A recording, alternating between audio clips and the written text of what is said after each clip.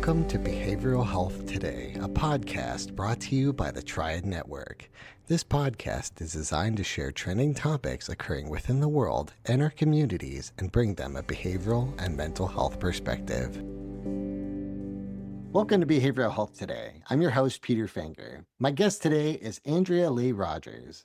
Andrea is a wellness entrepreneur, celebrity trainer, and creator of the global fitness program Xtend, a unique fusion of Pilates, ballet, and cardio. Her expertise in uplifting energy has been featured in Vogue, Harper's Bazaar, Elle, and other major networks, including NBC, ABC, and CNN. A motivational coach and trainer on BODi, Andrea empowers women to find more energy, balance, and joy through approachable daily practices. In this episode, we'll explore Andrea's new book, Small Moves, Big Life, and how her new book empowers women to reclaim their energy, productivity, and happiness through simple, science-based daily practices, ranging from breathwork and desk-friendly movement to mindset shifts and letting go of guilt, so they can feel more in control and create a big life through small, intentional actions. Andrea, so excited to have you with us today. I am so excited to be here and chat with you, all the things. Yeah, very excited. I had a lot of fun reading your book, Small Moves, Big Life. And I know in your book, you're sort of outlining 7 daily practices for folks to sort of incorporate these tools into their life for better wellness. But I'm curious, what was sort of the inspiration, the idea that sparked Small Moves, Big Life?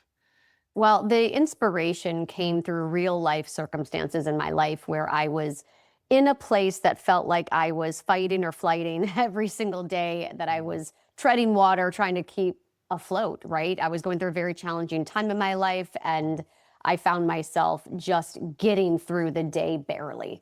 And I knew something had to change and something had to shift. And it started with very small things that I did every single day that, done consistently, started to add up and started to shift my mindset. It all started with just that tiny little glimpse of hope and confidence. And that was the forward trajectory for really changing my life, taking myself from the deepest, darkest place I was and started to crawl out of that move by move, small move by small move. And before I knew it, I had this little formula, this daily, set of practices that turned into my way of life. And it didn't require much thought. It didn't require me to go buy things and to, do a bunch of things. It just required me to be intentional with what I was doing and how I was owning my day. And from there, I started to share these things with my clients, my members in the studios, my dearest friends, and everyone started to implement either one or two or all of them, and came back to me and said, okay, these little things are adding up in my life. I'm starting to feel a big difference in how I'm attacking my day and how I'm in control and not letting my life control me. And through the years, I started to say, okay, I need to write this down, right? I need to put this pen to paper. I need this to be in a tangible format where other women can grab this book and have something as their go-to guide, a toolkit, if you will. Mm-hmm. We all need that in life. And this is something that really is accessible and sustainable. And so that's where it comes from. The small moves, it's, Peter, you're in this world. So that how many times people say you have to overhaul your whole life, right? In order exactly. to create change. And who can do that, right? We can't do that. Nobody has time to okay, let's start over. I'm just going to start all over. And so I wanted to create something that was, like I said, digestible, adoptable, and then sustainable. Yeah. And I think you're really hitting on the head. Oftentimes when we talk about change, it can be these huge, massive, and often overwhelming, desires for change. And when we start to break things down and we start to think a little bit more incrementally, like just change, do better, 1% every day, those things, when we start to do right things, they add up. And I think you're outlining that in your book. But I want to give you a chance to really kind of explain to our listeners a small summary of what your book is bringing. Maybe you can break down what those practices are and sort of the framework that you've built.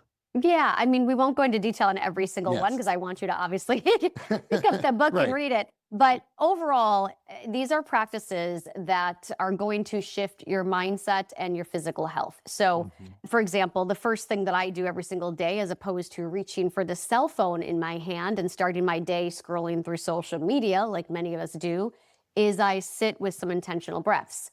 Now, I'm not one for meditating. I have tried. It is not my thing. I appreciate it. I think it's incredibly valuable. I have 1,000 friends that do it. But for me personally, it was not my thing. And it caused more stress and more anxiety. And so I had to figure out, what worked for me and like what brought me to a state of intentional being. And that Mhm. for me was breath work, intentional breath work. And I learned that when I was a dancer, dancing professionally. I learned that through being a Pilates instructor and actually learned the science behind the power of breath for both mindset Right. and for movement.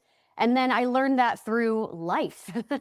As I was starting to crumble and trying to find my way, I leaned back into the power of my breath to steady myself, to reset my mindset. So breath for me Mhm. is the number one thing out of the gate. I start my day every morning. I mean, I don't have to get out of bed. I don't even have to sit up. I can like lie down and do these things and Right. start my day the way I am wanting to start it. I am in control. I am not letting the scrolling or negativity of social media or the game of comparison to get into my Right. mind.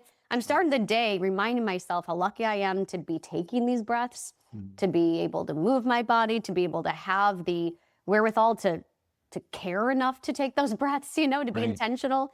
And Right. just that little, 1 to 2 minutes of intentional breathing scientifically resets my mind and my body. But Mhm. just emotionally, it gets me ready for the day, right? Before I go into the chaos of single parenting and running a business and like trying to get it all done, I have those few moments to just say, okay, we've got this. Let's focus. And then let's go on with the day. Let's Right. let it begin. Yes. Yeah. And I can echo what you're saying about the breath work. One of the things I've enjoyed so much about your book is that not only do you provide maybe like one example of breathing exercise, you actually have a variety of them.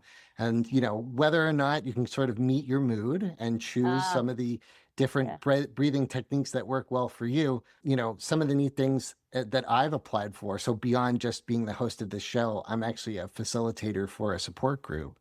Oh, And I've actually taken your breath exercises and shared them with our weekly meetings. oh, So I just love just that. an opportunity to kind of like share other, but I just thought it was a very, very neat application and just the diversity of practices that we can go. And I know that your book goes into a couple other things beyond just breath work. You're talking about movement, you're talking about organization, but I also know that you've used this framework of women. And I know that women are juggling a lot. You're talking about work and family and responsibilities. I want to ask you, what unique challenges did you see them facing? And how does your book speak to them directly as an audience?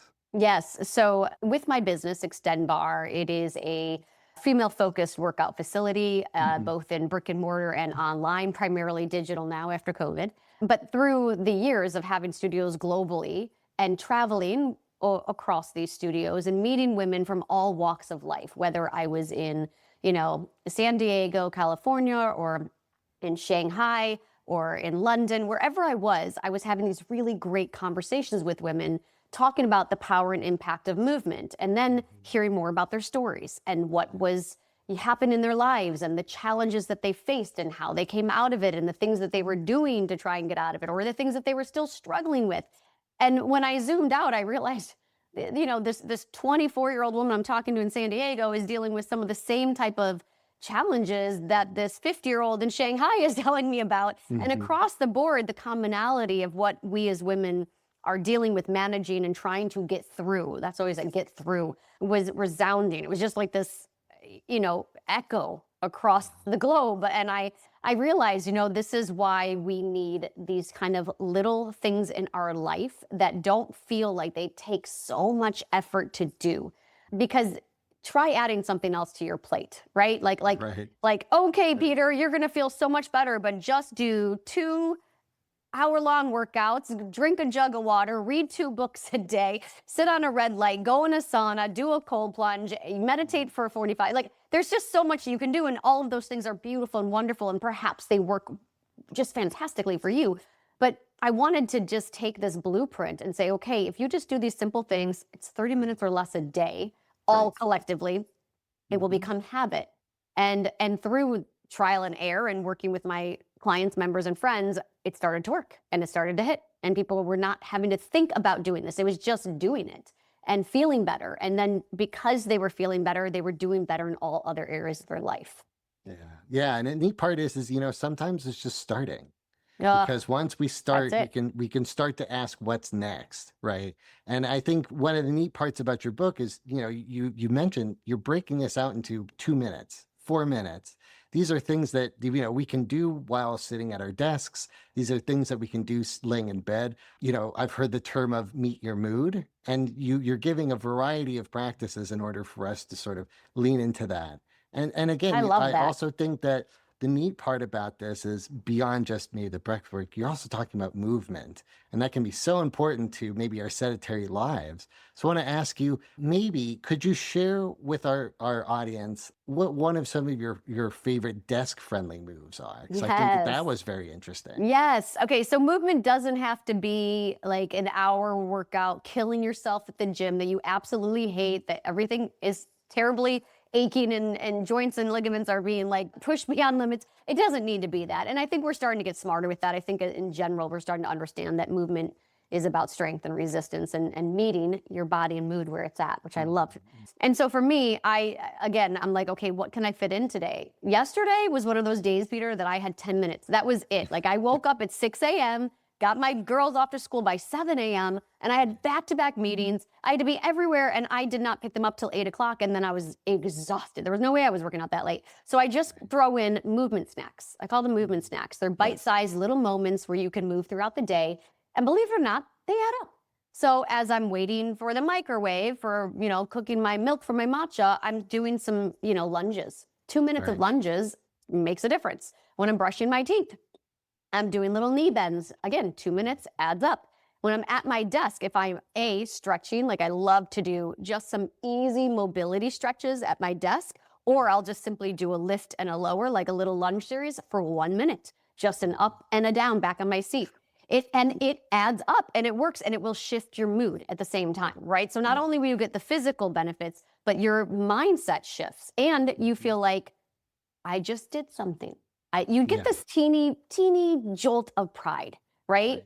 And Right. just what you said, Peter, was you have to start. Like that's the Hmm. thing. And people always wait for motivation to come.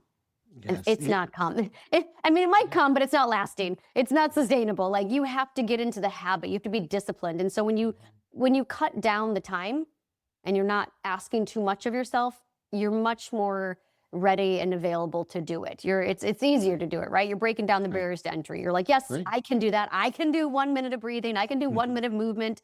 And then you start to do it and you start to become that person who does it every day. Yeah. Yeah. One of the things I enjoy, especially when you're, naming off some of these exercises, is is how intentional you are about energy. Because, Mm, like as I work from my current job, we're all online. And you're yes. talking about small amounts of time, maybe between or after a meeting, that we can do these things. The other thing you're talking about is I know that movement can be tied to our creativity. And even just Mm. something small for our listeners that are in audio only format, she's doing these exercises where she's sitting up from her seat and then sitting back down. And that might be just enough for you to kind of free yourself into a more creative flow. And I know some of these exercises you've intended for energy, right? And to gain more Absolutely. energy into your life. I know that nights can be challenging as mornings. And you talked Yes. about a morning routine, but I want to ask you, what are your favorite wind down practices? Oh, essential. And everybody in my life, Peter knows, don't mess with my sleep. Like, I am 44 years old and my sleep is everything to me. And Yes. I think no matter what age you are, but as you start to get older and in your 40s, you start to really understand the power and significance of true sleep in your life and Mhm. how you feel the next day and how you operate overall and not just one day, but, as a consistent habit. And so for me, yeah, you don't mess with my sleep. So I always thought about this process of, as I was becoming a mother and I had my two daughters and then became a single mother and was trying to, do it all. I knew how important routine was for my girls to sleep well, right? I knew that I had to be very intentional with how I spent those last 2 hours of the night. What they consumed, both from a visual standpoint, what they consumed in food, what their energy was like leading up to bed. Every parent knows there is a routine, right? You do the bath time, you do the reading, you have it down so their bodies know, right? And they are ready for sleep, and that routine becomes just innate. And then I zoom out and I look at us as adults. We have abandoned all of that. We do the opposite. We're like, let's binge watch. Let's eat a late night snack. Let's have a glass of wine to help with the anxiety, which only causes more anxiety long term. And then we're doing all these other things. And then we jump into bed and we're like, oh my God, it's 10:30. Oh, let's scroll for another 30 minutes. And then we're like, oh, I don't know why I'm sleeping. I can't sleep. I'm miserable. And then we repeat. And then we make unhealthy choices in nutrition the next day because our bodies are craving things that it probably shouldn't be craving because we didn't get the sleep that we needed. And so it's just this vicious cycle. So what I always say to people that I work with and to my friends is, I want you to treat your bedtime just as if you would treat your child's bedtime. And I want you to treat your bedtime just as if you would treat showing up for a business meeting, like a very important meeting to you, something significant. Every single night you would come prepared, right, to that meeting. You wouldn't just show up and be like, oh my God, I have no idea what I'm going to do. So be the same way with sleep. What works for you? For me, it's a bath. I take a bath every single night. A lot of people hate baths. That's great. I'm not telling you have to take a bath, but I know for me, that's what helps me to wind down. That's what helps me to calm down. I also incorporate stretching every night on my bed. Easy peasy. I don't even use a mat. I'm not in workout clothes. I'm in my pajamas. I lay in my bed. I focus on my breath and I focus on stretching. Again, 2 to 3 minutes. And I cannot go to bed now without doing these things. Like if I just jump into bed, I will wake up an hour later and my thoughts are racing and I cannot sleep and all the worries start to take over. But when I'm intentional, and I share this in my book, some strategies to get those worries out of the way, to move them out of the way so that you can actually get to bed. And even if you wake up in the middle of the night, you have a strategy there that you're like, nope, those worries are over here. We've already addressed them. We know what we're doing with them. We're going to go and focus on sleep now. And tomorrow in the morning, we'll concentrate on these other strategies to help me get control over the things that are concerning me. And so when you can take on these intentional strategies, you can sleep, and I know that people have far more conditions. I'm not saying that, there aren't other considerations. However, this is a pattern that over time, if repeated, really will do wonders in terms of your bedtime. I know when you're talking about practices like setting a bedtime, there can be a little bit more resistance. But I'm curious, how do you talk to people about dedication? Because we can have a lot of motivation and that can be good for a while, but I think it's the dedication part that really asks people to commit and show up. So I want to ask you, what type of skills are you outlining that help with building dedication in others? Yes, and this is it. The individual who's picking up this book may or may not be someone who is very good at being dedicated to things, right? I mean, I have people that have been doing these strategies that are very type A and are very on top of it, but when it comes to self-care, they're not, right? They just put that to the side. And then I have other people who have been doing these strategies who are just, no, they're not type A, and they don't follow through on a lot of things, or they're not consistent. So this is a guideline for both of those type of personalities. And what I wanted to do, just as you mentioned with the breath work and even with the movement, I've given a lot of options within the framework of these practices, because I am very big on, it is not a one size fits all.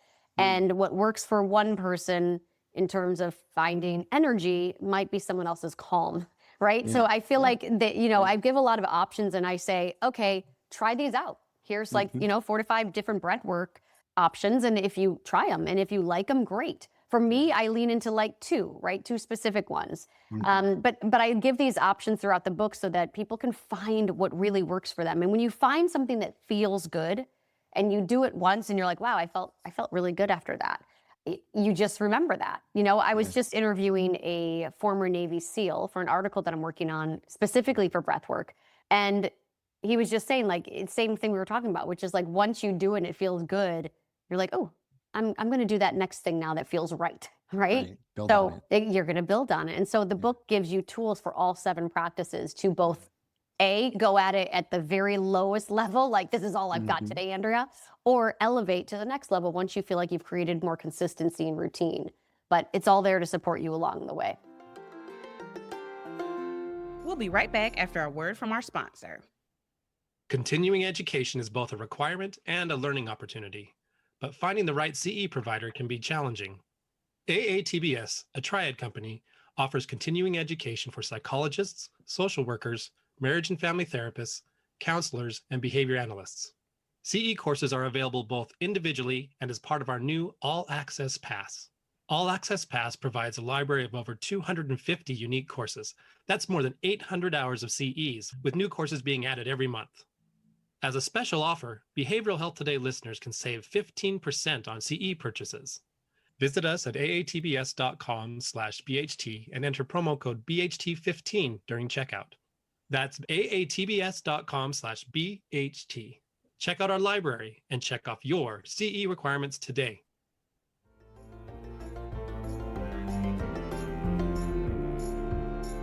One of the things that really shifted with me as you sort of explained all that is that you're really trying to encourage people to get creative and get curious Yes, about it. curious. I know that, by outlining different practices, you're tapping into people's ability to play, Oh, I right? And love have that. fun Yes. with it, right? Yes. And I think Yes. that that can really shift people, especially as they look at things with these small shifts that could be huge transformations, but along the way it can kind of build better habits. Like you said, when things feel right, things kind of fall into place. Oh, I love that. And that makes me think of one of the chapters, which is called Mind Up. And Yeah. and that is specifically something that, yes, it forces you to get creative a little bit and step outside your box. And when you're reading it and you're like, okay, Andrea, how is recording my voice and future affirmations going to actually make a difference in my life? And then you do it for 2 weeks and you're like, holy, I feel ridiculous. This is not something I would ever do on my own. And then all of a sudden you start to see things in your life change. You start to see your reaction to things specifically change, and how you manage the challenges or how you manage the lows of the day. And you start to feel that shift. And that's what's exciting, is that ability to be creative, that ability to step outside your box, to play with new things in life, to see what works for you. Because as adults, we don't do that anymore, right? We fall into Right. our routine, we stop experimenting, and we just go, well, I know this is what works for me because this is what works for me. Or we just complain about everything that doesn't work and we do nothing about it. Right. Right. Right. So this is an Right. opportunity to not have to overhaul everything, to not spend a lot of money to make these changes. And then all of a sudden you're starting to feel like you are moving in a different direction. Right. Yeah, we don't fall into familiar patterns, and we've got tools to sort of get us out of it, right, when Exactly. we start to. So I know your book also covers a really unique practice of organization. You're calling it Do the Thing, Do the DTT. thing. So the DTT. DTT method is a fresh take on productivity. So I want to ask you, talk to me a little bit about the potholes of traditional to-do lists, and then maybe how this approach does things differently to help us move forward. Yes. So this came at a time in my life when I was transitioning, again, became a single mother. And I was like, well, let's just move to New York City where I know nobody and I'm going to be a single mother of a 4 and a 6-year-old. That sounds great. Everybody thought I was crazy. Me too. But I did it anyway. And I remember sitting in my new tiny little teeny tiny apartment and I was surrounded with boxes.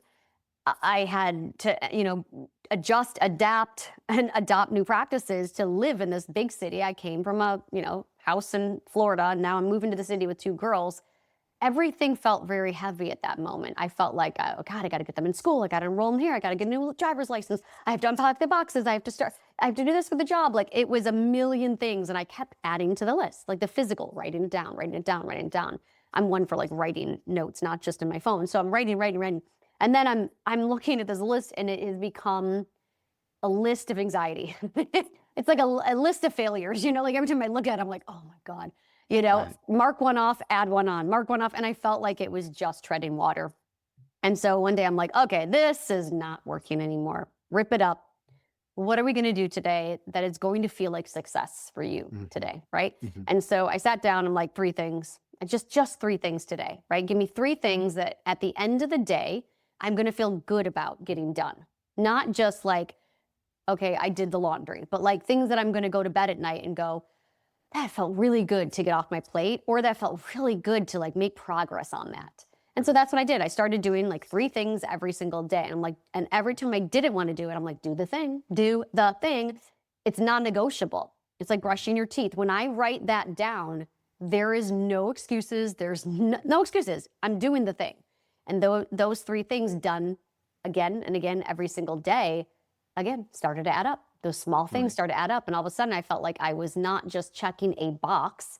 I was actually moving the needle and getting things done that meant something to me and to my goals in life.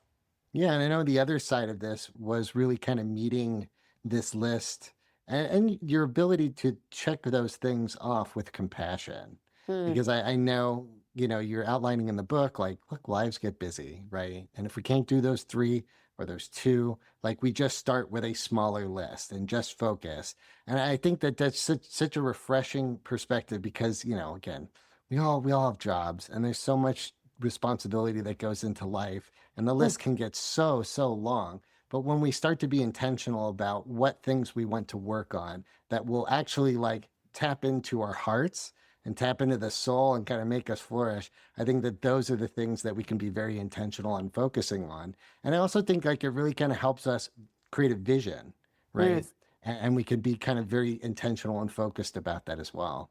It's so true. And I love the word that you use, flourish. Because when you think about it, we go through life just getting things done every Yes. day, Right. right? And when you sit down and you just dedicate 1 to 2 minutes of being intentional and thoughtful with what it is that you do want to accomplish today, among all the other chaotic things that you have to get done, Right. you just give yourself a moment to reset, to refocus, and to reignite, right? And when you do that, you just have a different control over your day, you know? Yes.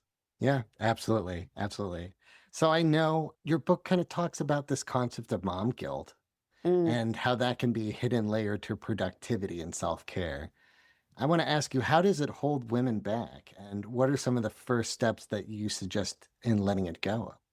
So I would say that is one of the top 5 questions that I get from my followers or Yeah. from people that I work with is like, you travel, Andrea, and I always see you doing things and going places, and I know you're a single mom, so like, how do you deal with the mom guilt? Hmm. And I'm like, I don't have a tremendous amount of mom guilt. Now that doesn't mean that I never have or I don't have it on occasion, but overall, I don't have a tremendous amount of mom guilt, and that is because I zoom out and I look at what I'm doing for my children. I look at when I'm away from them.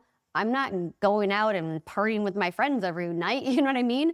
And it's okay occasionally if I do that occasionally. But I'm working and I'm doing things that are bettering our family, our household. But I'm also doing things that give back to me, to my soul, to my purpose, to my passions.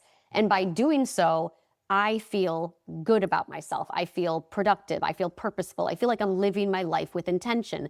And then I'm a better mom. I just am. I'm a happier mom. And everybody can be different. There might be a mother who doesn't work and wants to, do a specific, whatever it is. They play tennis every day and that is their passion and that is their purpose. And that gives them back to feel good, to feel whole, whatever it is for you. You have to be okay with allowing yourself to feel good independently of your roles as a mother or significant other, right? Yes. You have to Yes. allow that yourself to do that. And Yes. and we know when we're abusing that or when we're not doing it. We know. And my kids, they don't see me leave and go, oh, there goes mom again. They're proud of me because I share things with them. I share what I'm doing. I share what I've accomplished. I share my challenges, in my business. I share all of it so that they are aware that it's not just mom heading out the door to go do something on her own. It's me doing something collectively for our family. And Mhm. as they are growing older now, they're 12 and 14 and, teenagers, they have a lot of pride. And it's a beautiful thing to see, that they're proud of me. Yeah, yeah. When you kind of put on that farther scope, you can really kind of reframe, our lives. One of the books that I've written, I'm a huge champion behind it, is called The Artist's Way. Part of the goal of that book is really trying to tap in and kind of rediscover yourself. And I think one of the practices that you're really allowing there is that, sometimes when we create our families and get into relationships, we sort of lose ourself, Mm, lose our true self.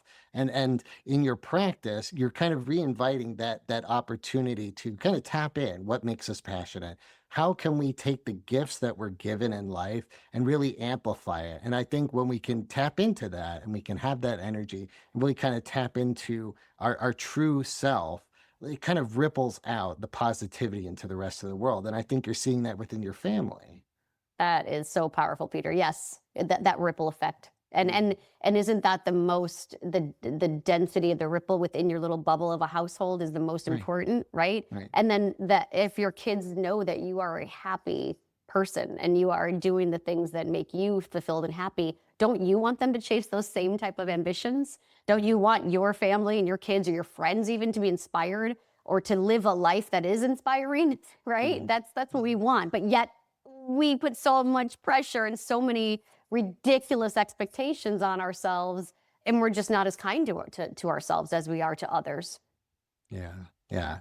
Another concept you're bringing up in your book is called the FEEL framework. It's FEEL, so it's an acronym for fast, effective, enjoyable, lifelong. So Yeah. talk to me a little bit about this concept and how you're helping your readers break free from the cycles of fitness. You're talking about dread and maybe inconsistency there. Talk to me a little bit about this. Yes. So again, this came through everyday circumstances of coaching and working with individuals in the studio setting who were struggling to get results, right? They came to me and they're like, well, I've done everything. I've been on every diet. I've done every workout. And I did the CrossFit. I hated it, but I did it. And I did this workout and I did. And finally, it gets to a point where you're like, listen, you have to create sustainable habits or nothing's ever going to stick and you're never going to see real long-term results. And you're always going to be chasing something and always feeling like you never lived up to your expectations. So by using this acronym, it was like, listen, you need to do something that works, right? You want it to be fast because if it's going to be a 2 or 3 hour endeavor for you to get to the gym, take forever, put on the clothes, like whatever it is, it's going to take too long. You're not going to do it. And there's less chance of you actually getting out the door to make it happen, right? And then you want something that is going to actually be effective. So if you go to the gym and you are on whatever that little elliptical or bike is and you're scrolling through your phone and you don't even focus, if you're not even mentally there for the workout, you're not going to get results, right? It's not going to be effective. Okay. So you want it to be something that matters. And that is why my workouts are very short, 10 minutes, right? 10 minutes long, 10 or 15 minutes long. And they deliver. They're so ridiculously effective that after 15 minutes of intentional movement, you feel like you've done an hour and a half of intentional movement. So you Yes. got to have that. And then it's got to be something that you actually enjoy. Because Yes. even the workouts that you love the most are going to push you away in certain mornings. You're like, I don't want to do it. It's not like you wake up every day and you're like, oh, I can't wait to go to my reformer class, or I can't wait to press play on this workout. There are days that you just don't feel like moving your body. Now, if you Right. actually dread the workout and you really hate going, you're going to be far less likely to show up, right? Hmm. And then longevity. Longevity is really about what works for your body long term. I have a lot of people in my life who have done all these crazy workouts, and at that time in their life, maybe it worked for them, and that was great. But you have to think about what you can do and enjoy long term. That's going to be good for your body. That's not going to be taxing on your joints and ligaments. That's going to grow with you and evolve with you and allow you to be strong and able and mobile and capable of doing all the things that you want to do in life and have the energy that you want in life. And so your workout has to meet you there. Yeah. Yeah. I think this is such a great perspective and framework to kind of build off of. I know as I journey into my 40s, one of the things I'm really kind of navigating is how my body is at 40 opposed to as 20. 'Cause mentally, I'm the same person, right? But I know physically I'm a much different person. And so having this kind of framework to fall back on, not only does it help kind of inspire me creatively to maybe create changes or get creative and find exercises that will be more enjoyable, or even just a Yes. chance to sort of evaluate my current enjoyment in the routine that I've done. But it also allows me to kind of rethink my body in the current frame and how I might want to move forward now currently. So I I don't, like that. it's a very interesting and inspiring framework that I feel like can be very intentional, as people kind of move forward. Oh, I love hearing that. That's the goal. Yeah. I'm curious, you've been a professional dancer, you're an entrepreneur, you've been a fitness instructor. Who are your role models? I mean, when you kind of think about the lessons that you put into this work, are there any role models that you've worked in that you can kind of feel their heart within this book? You know what? When I was writing this book, and when you say role models, the first people that come to mind, I mean, aren't some big entrepreneurs. Obviously, there's people that Sure. I follow that I'm inspired by and motivated by. Every day when Right. you go on social media, there's something to be motivated by. But in general, it's the women I work with. Mm, Honestly, it's their stories. It's the women and I share a lot of that in the book. Some crazy, incredible women and their fierce resilience and stories within the book. And just reading those alone, it's just like its own little novel. right. Like one of our clients, Sarah, who has lost over 105 pounds and went through a terrible, traumatic, challenging, health crisis in her life and required her to be lying on her stomach prone for almost the entire day, only to get up to just use the bathroom for months. Right. You know what I mean? Like these Wow. are stories that you can't even imagine living like that. And instead of letting herself just crumble up and fall apart, she decided to take one small move and try to work out for 10 minutes that day. And then it added up, and then it added up, and then it added up. And now here she is, over 100 pounds lighter, just went on my retreat to Portugal, just got engaged to the love of her life. I watched her jump off this catamaran in her two-piece bathing suit into the water. And she was like, who am I? Like, who the hell am I? I am not the girl who wears a bathing suit in public. I'm not the girl who would jump on the top of a two-story catamaran into the water, screaming and dancing with strangers I didn't know in a foreign country that I traveled to on my own. Like, she's just a whole completely different woman and the best of herself. And these are the women that inspire me. These are the women that inspire me every single day. This is why I do what I do. Every DM that comes into my inbox and every message of someone sharing, like, you motivated me today, or you helped me to move, and you don't know what that means to me. Those stories are it. That's it for me. That is why I'm like, oh, I love my gig. I love my Yeah. gig. Yeah. Wow. Wow. What a courageous story. And again, you can really feel some of the passion that sort of ignites within yourself from those. Truly. Yeah. So I want to ask you, out of the 7 practices that we've talked about today, which one would you recommend to women to help make the biggest difference in their lives? Movement, number Yeah. one. Every day, move your body. As simple as that. I have attached with the book purchase, you get access to workouts that I filmed for the book Mhm. specifically. So they're 10-minute workouts that I filmed. So you buy the book, you send me a receipt, and I give you access to these workouts. They're 10 minutes each. Start with that. Just start with that and see the difference. Because when you move your body every day and you're that person that does that hard thing every day, outside of the physical benefits that we talked about, right? You're going to have more endorphins rushing. You're going to have more energy. You're going to feel good, but you're also going to be a person that makes healthier, conscious decisions throughout the day because you just worked your body pretty hard, and you're not going to Mhm. throw it all away by eating junk, and you're not going to, you're going to make better decisions throughout the day, and you're going to physically feel different. So for Mhm. me, that is the number one. Yeah. Yeah. I love that. I want to ask you, when women finish Small Moves, Big Life, what do you hope they walk away with? Mm. Number one, confidence, to be Mm. able to understand that they are not fixed where they're at. That Yes. That's they so have, important. yeah, that if this is not satisfactory to them, the life that they're living, the way that they're feeling every day, it is not fixed. And they have every opportunity, and now they have every tool that they need to kind of start with a stronger foundation, and that they Yeah. have support. I want this Yeah. book to be like a best friend that you're sitting down with having a glass of wine, who's being really honest with their feedback, but also Yeah. being very supportive with it. You use the word foundation. I think that's a really good explanation of the practices in your book. When we can build a foundation of wellness into our life, even as you've outlined these small steps, they really can build on top of each other and create a really different life where we can gain a little bit more control over its direction. We can be very intentional about how we want to move forward. So I want to thank you very much for coming on to our show today. But I want to ask you, where can folks learn more about your book, Small Moves, Big Life? Tell us more. So the book is at smallmovesbiglife.com, and we have, all the retailers, Amazon, Barnes and Noble, it's all there wherever you want to purchase. And then also, if you go to my Instagram, which is Andrea Leigh, Leigh Rogers, Rogers, you can join my community there as well. So yeah, Awesome. and we also have an amazing Facebook group page where I do regular webinars and Q&As and drop in and do some live workouts. So there's always an opportunity to connect and have some accountability in your journey. Yeah, I love that. I love that piece, the community piece. It really It's can. huge. It It's really everything. can really assist in the accountability side. So, well, Andrea, I've really enjoyed our conversation. Thank you very much for your time today. Thank you, Peter. I loved it. And I want to thank you, our listeners, for taking the time to join us. You can follow us on our social media on Instagram, TikTok, LinkedIn, YouTube, and more at Behavioral Health Today.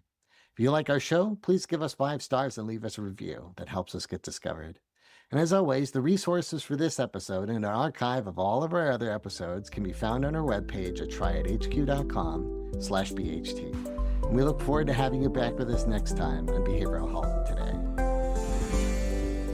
We appreciate all the support from our community, and if you like our show, one of the best ways you can support it is by giving us a 5-star rating and leaving a review. Behavioral Health Today is a podcast part of the Triad Behavioral Health Network, all rights reserved.